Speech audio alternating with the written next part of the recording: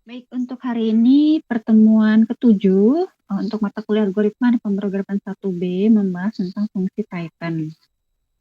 Ya. Baik. Ada 5 subbab yang akan dibahas untuk materi hari ini. Yang pertama adalah pengertian fungsi, yang kedua jenis fungsi pada Python, kemudian yang ketiga membuat fungsi baru, yang keempat menggunakan parameter, dan yang kelima adalah variabel pada fungsi. Untuk yang pertama adalah pengertian fungsi. Fungsi pada Python ini merupakan kumpulan perintah atau baris kode yang dikelompokkan menjadi satu kesatuan untuk kemudian bisa dipanggil atau digunakan berkali-kali. Sebuah fungsi ini dapat menerima parameter, bisa mengembalikan suatu nilai, dan bisa dipanggil berkali-kali yang secara independen. Fungsi dapat memecah program besar menjadi bagian-bagian kecil dengan tugasnya masing-masing. Nah, keuntungan dari menggunakan fungsi ini, jadi yang pertama itu ada program besar yang dapat dipisah-pisah menjadi program yang kecil melalui fungsi.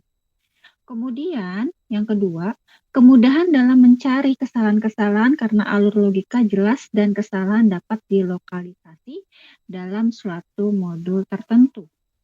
Untuk yang ketiga, memperbaiki atau memodifikasi program dapat dilakukan pada satu modul tertentu saja tanpa mengganggu keseluruhan program karena sudah dipecah menjadi program-program kecil ya. Kemudian yang keempat, dapat digunakan kembali oleh program atau fungsi lain. Dapat dipanggil kembali. Kemudian yang kelima, meminimalkan penulisan perintah yang sama. Oke. Kita bisa lihat di situ ada kategori fungsi. Kategori fungsi yang pertama standar library fungsi, fungsi-fungsi yang telah disediakan oleh interpreter Python dalam file-file atau library-nya. Jadi yang memang sudah standar di interpreter Python-nya. Ada fungsi input, ada fungsi print, open, len, maksimal, minimal, ABS, dan lain sebagainya, gitu ya. Kemudian untuk kategori yang kedua adalah program defined function. Di sini function yang dibuat oleh programmer sendiri. Jadi kita membuat fungsi sendiri. Ya, sebagai seorang programmer kita membuat fungsinya sendiri. Nah, fungsi ini memiliki nama tertentu yang unik dalam program. Nah, kita untuk nama fungsinya kita bisa buat sendiri, letaknya terpisah dari program utama dan bisa dijadikan satu ke dalam suatu library buatan programmer itu sendiri. Untuk yang kedua adalah jenis fungsi pada Python. Nah, untuk jenis fungsi pada Python, ada fungsi aritmatik, fungsi interpreter, dan fungsi rekursif.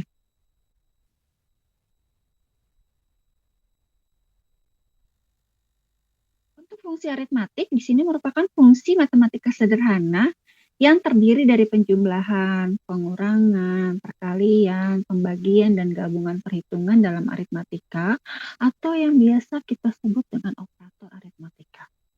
Operator di dalam Python adalah simbol khusus yang berfungsi untuk menjalankan suatu operasi tertentu, baik menggunakan operasi aritmatika maupun operasi logika, sedangkan nilai yang dioperasikan oleh operator itu disebut dengan operan yang sudah dibahas beberapa minggu yang lalu ya. Nah, contoh sederhana untuk operator aritmatika ini 10 tambah 5, sehingga langsung menghasilkan nilai 15. Ya. Pada kode di atas, tanda plus adalah sebuah operator, dan 10 serta 5 itu merupakan operan. Dari operasi tersebut didapatkanlah sebuah hasil akhir yang berupa nilai integer, yaitu 15. Ini untuk fungsi aritmatik. Kemudian untuk fungsi interpreter, interpreter ini merupakan istilah dalam dunia komputer yang merujuk pada sebuah program yang berfungsi untuk menerjemahkan kode secara langsung tanpa harus dikompilasi terlebih dahulu menjadi bahasa mesin secara keseluruhan. Jadi dia akan langsung mengeluarkan output yang langsung diterjemahkan ke dalam kode Fungsi interpreter di sini maksudnya adalah interpreter akan membaca kode baris ya, baris demi baris. Setelah proses pembacaan tersebut, kode yang ditulis itu akan langsung dieksekusi. Beda dengan menggunakan compiler, jadi setiap itu harus diubah dulu baru akan dieksekusi. Ya. Pada Python, ya, Python ini memiliki interpreter language, jadi harus membuat file terlebih dahulu untuk menjalankan kode Python.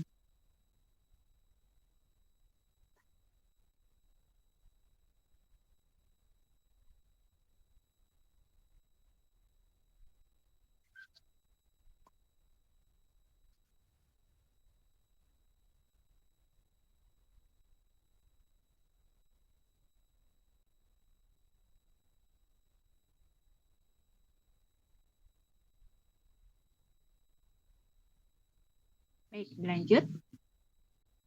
Ada fungsi interpreter, di sini ada lanjutan dari fungsi interpreter. Misalnya, apa yang terjadi jika menggunakan tanda plus dengan string atau dengan pada daftar tersebut ya. Jadi interpreter ini mencoba tanda plus itu ketika prompt itu diketik pada prompt, maka respon interpreternya terlihat pada baris selanjutnya di mana ada string halo plus tanda string tanda seru di situ sehingga akan langsung tampil halo tanda seru. Kemudian 1, 2 plus 3, 4 di situ ada list ya sehingga akan muncul 1, 2, 3, 4 gitu. Jadi pada interpreter untuk fungsi string adalah untuk menambahkan dari kalimat sebelumnya ditambahkan dengan kalimat sesudahnya. Kemudian ada fungsi rekursif. Adalah fungsi yang dapat memanggil dirinya sendiri secara berulang-ulang hingga suatu kondisi yang didefinisikan terpenuhi. Oke, temannya tolong ini dari tadi coba, tapi sepertinya namanya memang belum diubah. Namanya Raidan Sakti. Ya, tolong sampaikan ke temennya Raidan Sakti. Sedangkan di kelas kamu untuk namanya depannya R itu hanya ada Rangga Rido Rafli. Jadi tidak saya konfirm. Saya males nyari mana Raidan Sakti gitu. Jadi saya agak pusing sendiri gitu. Jadi tolong ya sampaikan ke Raidan Sakti. Tolong namanya diganti sesuai yang di absen. Jadi saya langsung mudah untuk absensi. Gitu. Terima kasih. Oke, kita lanjut. Jadi fungsi rekursif ini adalah fungsi yang dapat memanggil dirinya sendiri secara berulang-ulang hingga suatu kondisi yang didefinisikan terpenuhi atau bernilai true. Nah, di dalam dunia pemrograman, fungsi ini merupakan metode perulangan yang non-iterasi. Nah, fungsi rekursif ini sifatnya rekursi. Jadi dia akan memanggil dirinya sendiri sehingga menimbulkan efek perulangan. Nah, perbedaan dengan looping jika pada perulangan iteratif menggunakan instruksi perulangan seperti for dan while. Sementara untuk fungsi rekursif, dia akan melakukan dari fungsi itu sendiri. Kita bisa lihat di sini ada contohnya dari fungsi rekursif, jadi tidak menggunakan for atau while, ya. Jadi dia akan melakukan proses perulangan terhadap dirinya sendiri. Di sini ada variabel n, ada tipe data integer, jadi kita akan mencoba untuk memasukkan sebuah nilai n ya dari variabel n-nya ini. Kemudian ada fungsi d faktorial, jadi dia akan melakukan proses perulangan untuk membuat sebuah bilangan faktorial. Ya. Untuk kondisinya, if n lebih besar 2, jadi dia akan melakukan proses perulangannya jika angka yang kita inputkan itu nilainya 2 untuk fungsi faktorialnya ini. Nah, di sini ada return. Dia akan melakukan proses perulangan n faktorial n kurang 1. Nah, misalnya kita melakukan inputan 5, jadi kita dikurangin 1, dikurangin 1, dikurangin 1, dikurangin 1 sampai dengan 2. Gitu ya, sampai dengan 2 karena kondisinya n lebih besar 2. Nah, untuk 2 sudah stop, sudah. Jadi terakhir kan 2 kali 1 hasilnya kan sama saja gitu ya. Hasilnya ya sudah dari bilangan itu sampai dengan perkalian kedua gitu. Nah, kemudian ada variabel fact sama dengan faktorial dalam kurung Muhammad Rai.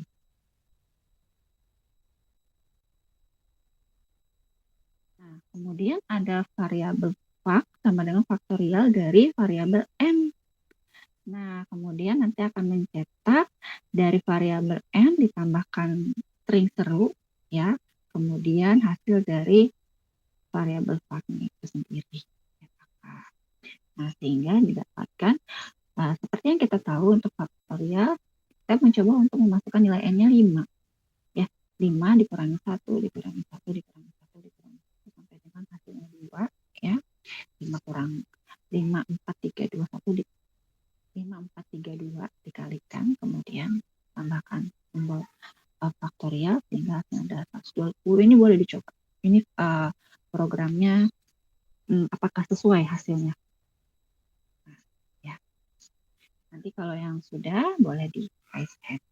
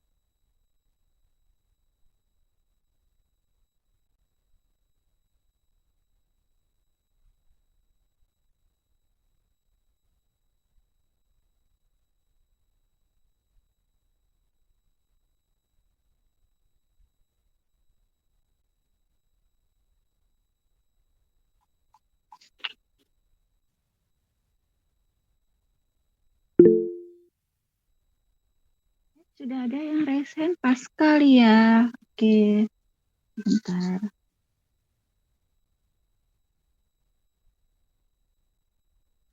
Silakan Pascal ya.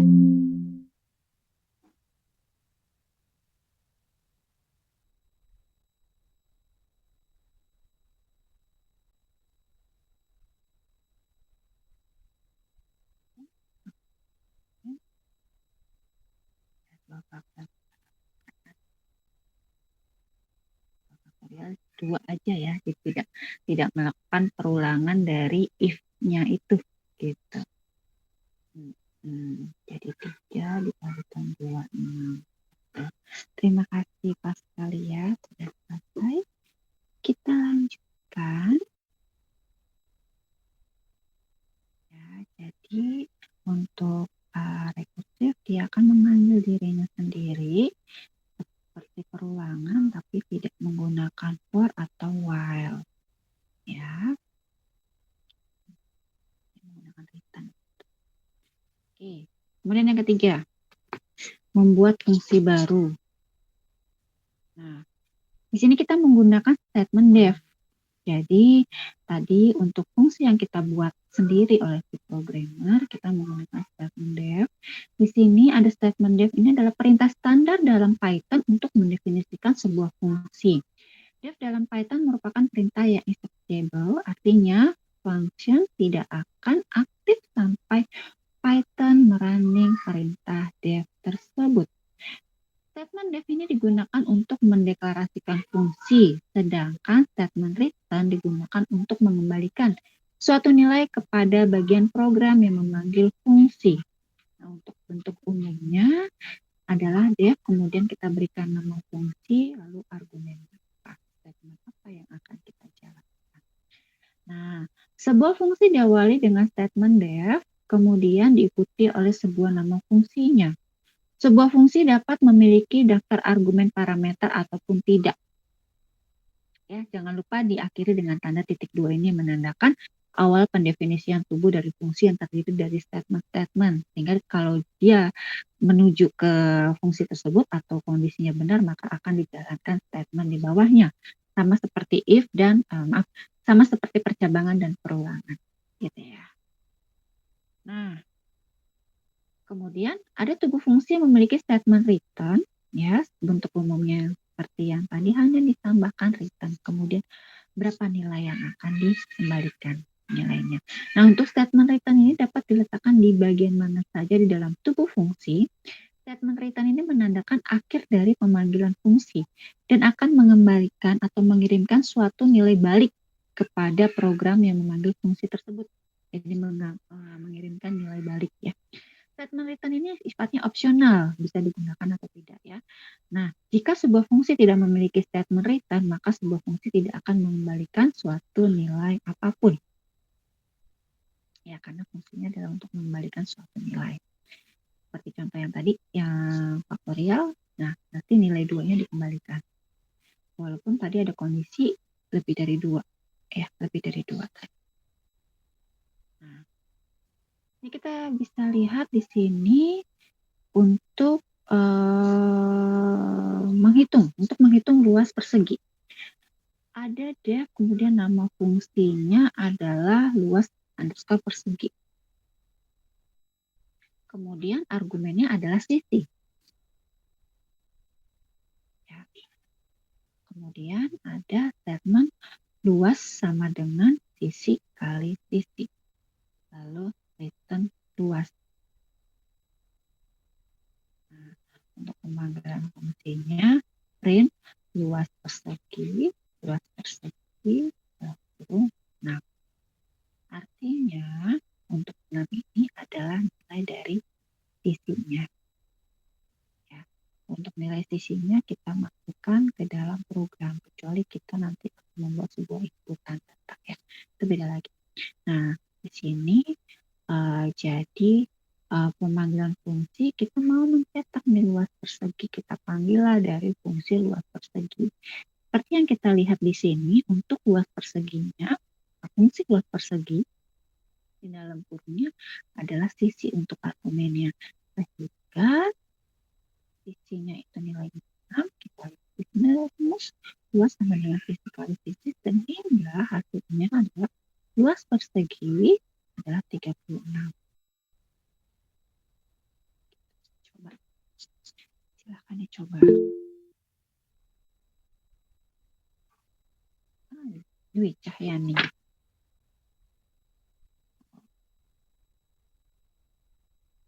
Silakan ditampilkan Dwi Cahyani.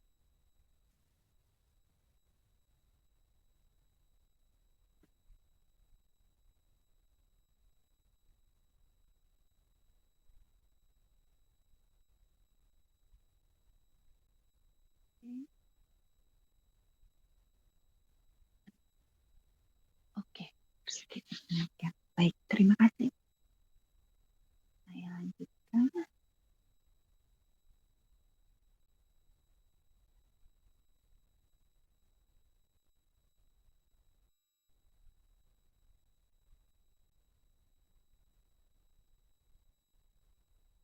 Untuk yang keempat, fungsi dengan menggunakan parameter. Parameter ini merupakan variabel yang menampung nilai untuk diproses ke dalam fungsi. Ya, nilai dari variabel. Nah, di sini ada bentuk umumnya, def, fungsi, dalam kurung, parameter. Ya, jangan lupa diakhiri dengan tanda titik 2, kemudian ada print dari nilai parameternya.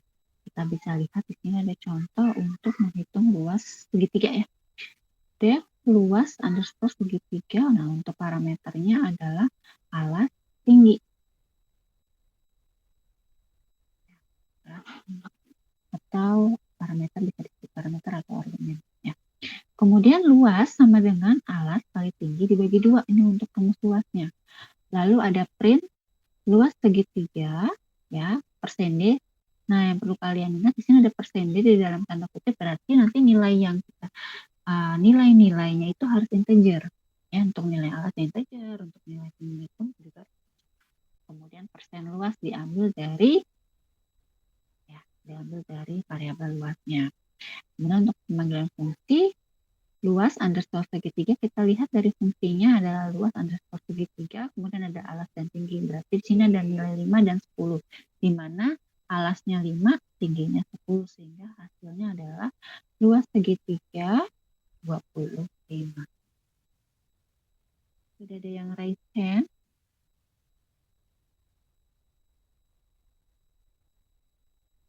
Oke, sudah ada nih. Bu Cahyani lagi? Oh, bukan. Atau gimana? Mau tampilkan? Abu Ilham dulu aja, Bu. Ilham. Oke, Ilham, silakan.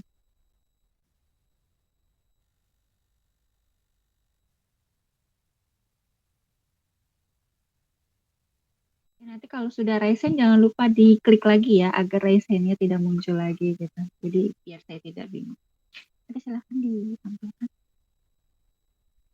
Oke, 25.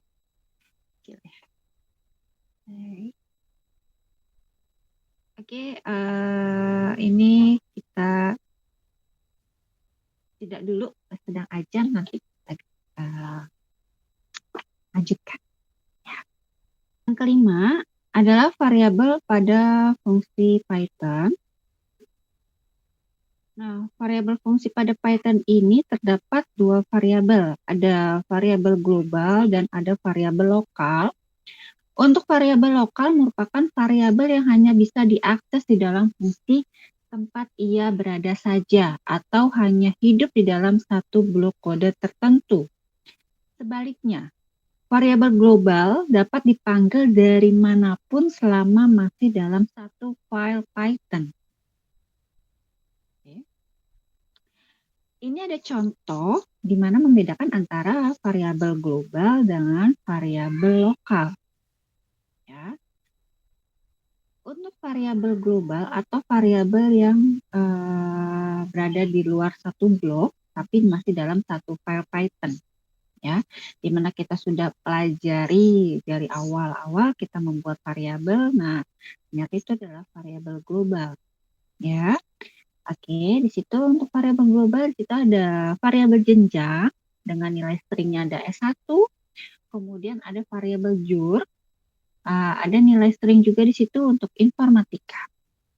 Nah, kemudian kita buat fungsi jurusan, def jurusan.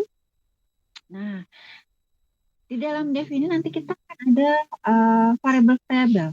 Nah, di dalam variabel-variabel ini dinamakan variabel lokal karena dalam satu blok. Ya, dalam satu blok. Oke, di situ dalam satu blok fungsi jurusan ada variabel mata kuliah dengan nilai string algoritma dan pemrograman 1B. Kemudian variabel pemrograman dengan string Python. Kemudian setelah itu kita mencoba untuk mengakses dari variabel lokalnya dengan kita menampilkan ya hasilnya print, kemudian dalam kurung mata kuliah yang akan ditampilkan mata kuliah, kemudian kita panggil variabel mata kuliahnya, print pemrograman kita panggil variabel pemrograman. Nah,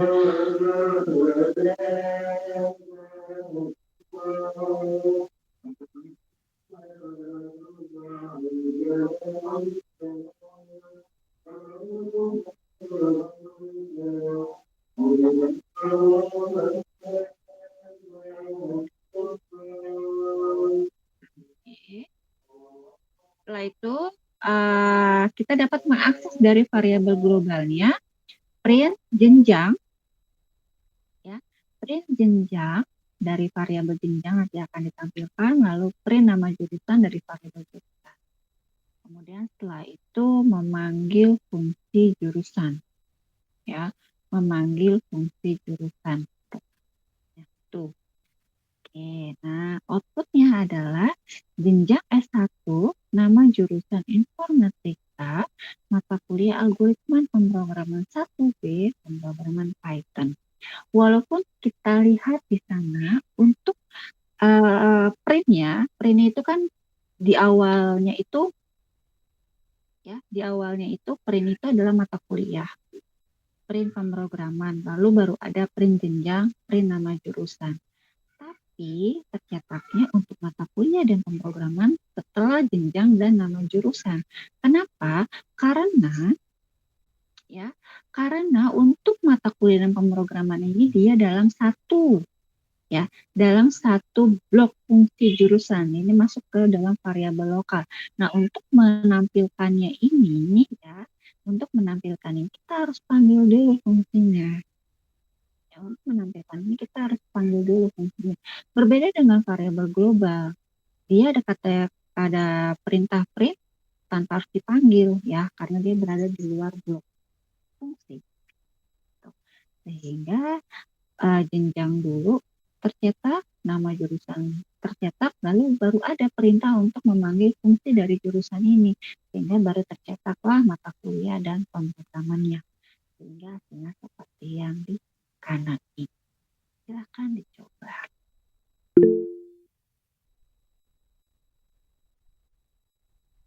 Kamila.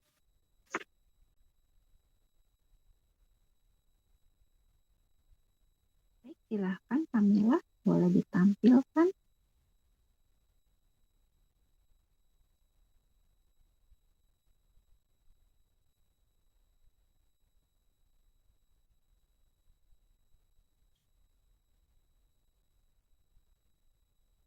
Oke, jenjang. Tipu ya, nggak apa-apa. Iya, Ibu. Ya, nggak apa-apa. Oke, coba di running ulang. Kenapa, Bu? Di running ulang. Oke.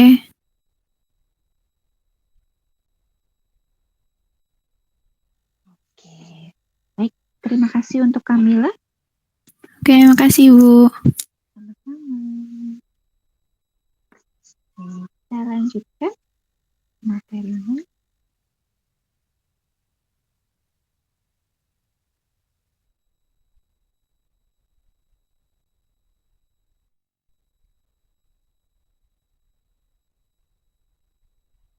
Nah, ini ada berbagai macam fungsi. Di sini ada contoh ya. Ini contoh untuk membuat menu. Nah, ada variabel fungsi pada Python, ada 1, 2, 3. Ada 3 menu. Oh ya benar. Ada 3 menu. Ya.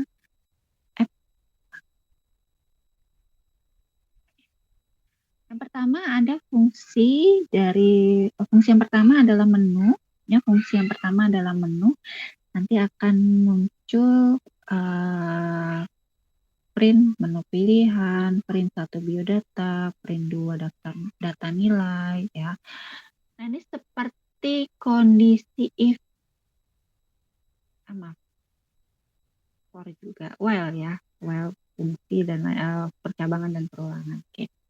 Kemudian ada fungsi dari biodata. Print biodata mahasiswa, ada variabel N untuk menginput nama mahasiswa, NPM, menginput NPM, dan menginput kelas. Nah, akan mencetak nama NPM kelas, lalu ada perintah coba lagi yes atau no, y atau n. Nah, kemudian ada variabel back sama dengan input. Nah, di sini ada fungsi input upper, maksudnya mau huruf besar atau huruf kecil itu nanti akan dibacanya sama ya untuk y besar atau y kecilnya. Nah, kemudian if back ya, if back sama dengan y ya, jika nanti yang diinput adalah y, maka dia akan kembali ke fungsi menu. Jika tidak, maka dia akan keluar dari program. Nah, kemudian ada fungsi nilai, print nilai mahasiswa. Nah, di sini ada A, B, C. Untuk A itu masukkan nilai UTS, untuk B masukkan nilai UAS dengan float ya, karena kita akan melakukan pecahan di sini untuk menghitung pecahan ya. Untuk C berarti nilai UTS-nya diambil 70%, untuk UAS-nya diambil 30%. Ya. Print nilai mahasiswa persen F ya, dalam tanda kutip persen F, karena nanti yang dihasilkan dalam bentuk pecahan. Oke, kemudian diambilnya dari nilai mana? Dari variabel C, jadi persen C. Nah, apakah mau mencoba lagi? Ya, gaya nanti akan ke menu, jika else dia akan keluar. Oke, setelah itu print program menu biodata dan nilai mahasiswa. Ya, nanti setelah muncul program menu biodata dan nilai mahasiswa, nanti akan muncul fungsi menu di sini. Ya. Di awal tadi kan kita membuat menu-menu ya. Jika ini tidak dipanggil maka ini tidak akan muncul. Ya. Nah, ini adalah variabel lokal. Variabel lokal ya. Kemudian di sini ada variabel pada tampilan. Nah, ini untuk globalnya. Nah, di sini program menu biodata dan mahasiswa. Kemudian panggillah file fungsi dari menu. Ya, fungsi menunya dari menu. While true, ya, while true, kita di sini ada variabel fill, kita akan masukkan sebuah pilihan. Nah, kemudian jika memilih satu nanti akan memanggil dari fungsi biodata. Jika memilih dua nanti akan menampilkan dari variabel nilai. Ya, kemudian press N. Nah, jika lain dari itu maka akan ada kalimat Anda salah pilih, silakan coba lagi, gitu ya. Coba lagi atau tidak. Nah, seperti ini. Oke, ini silakan dicoba. Kita dari slide yang ini dulu. Ada dua slide ya.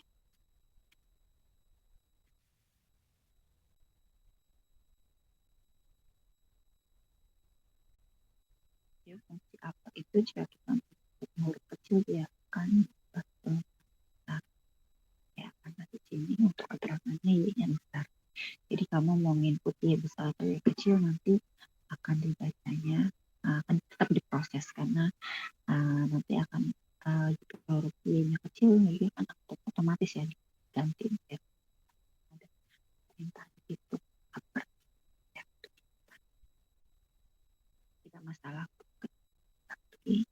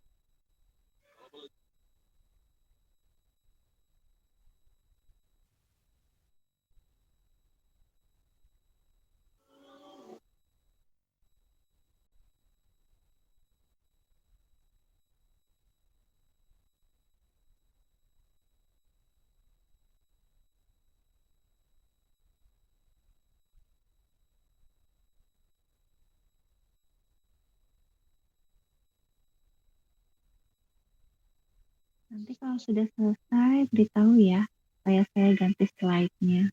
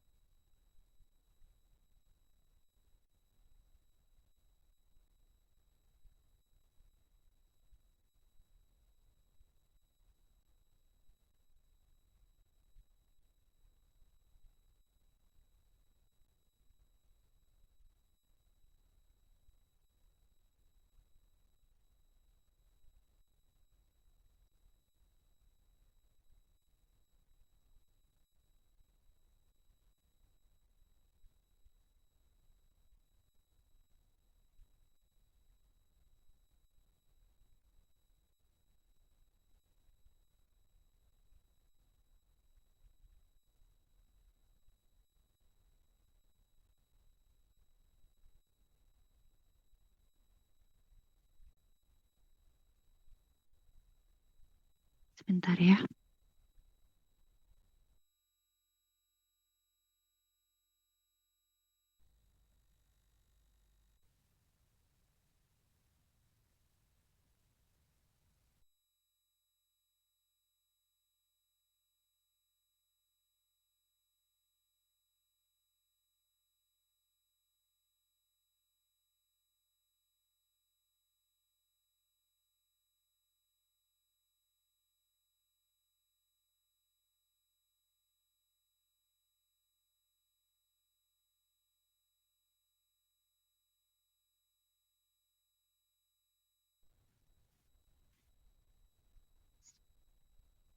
Bagaimana? Sudah? Saya ganti slide-nya.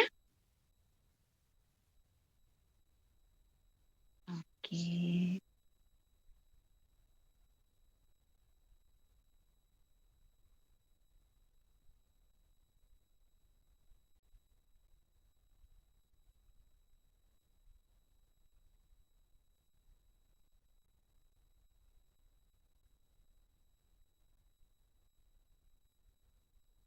Nanti kalau sudah boleh di raise hand ya.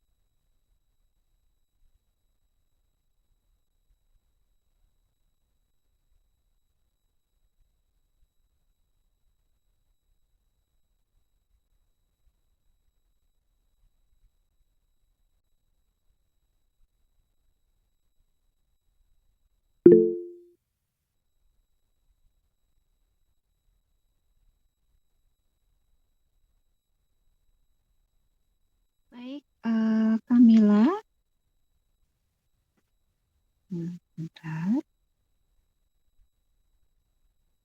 Oke, silakan Kamila ditampilkan.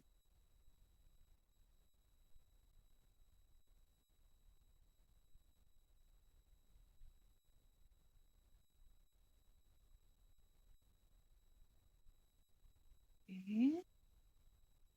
Coba di running awal. Oh, udah ini. Masukkan pilihannya.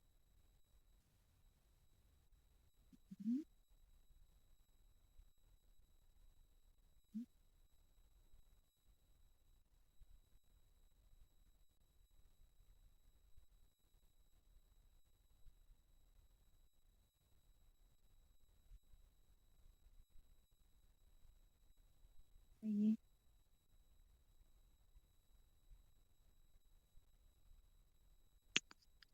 Tekan Y.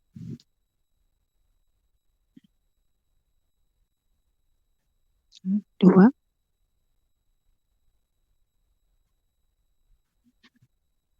Oke.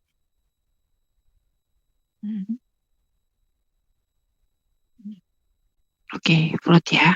3N.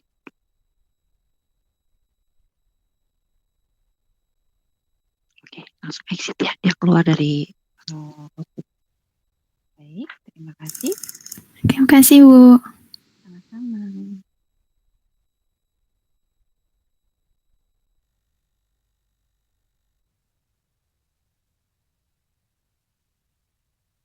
Oke.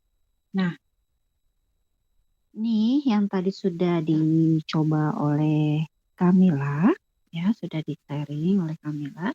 Jadi yang pertama tadi muncul adalah program menu biodata dan nilai mahasiswa. Nanti ada pilihan menu di situ karena kita memanggil dari fungsi menunya, sehingga tampillah menu pilihan biodata dan data nilai. Mencoba untuk memasukkan satu, baru ke fungsi dari biodata. Saya masukkan contohnya namanya NPM kelasnya, lalu muncullah ya nama NPM kelasnya. Kemudian mau mencoba lagi atau tidak, ada pertanyaan. Nah, ini saya mencoba dengan menggunakan huruf kecil Y, ternyata masih bisa jalan karena tadi ada perintah apa ya. Nah, kemudian mencoba untuk pilihan 2, lalu fungsi dari nilainya dipanggil. Nah, masukkanlah nilai UTS, nilai UAS-nya, sehingga mendapatkan nilai akhir dari mahasiswa tersebut adalah 93,7. Mencoba lagi atau tidak, nah, ditekan N, nanti dia akan keluar dari program, dari outputnya. Ya. Nah, ya. Oke. Materinya sudah selesai untuk fungsi.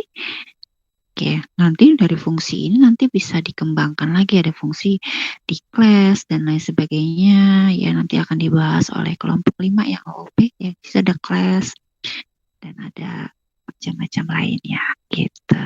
Jadi untuk materi hari ini adalah fungsi dasarnya gitu. Nanti untuk kelanjutannya nanti akan di-sharing oleh rekan-rekan kalian dan dari yang kelompok sampai dengan kelompok oke.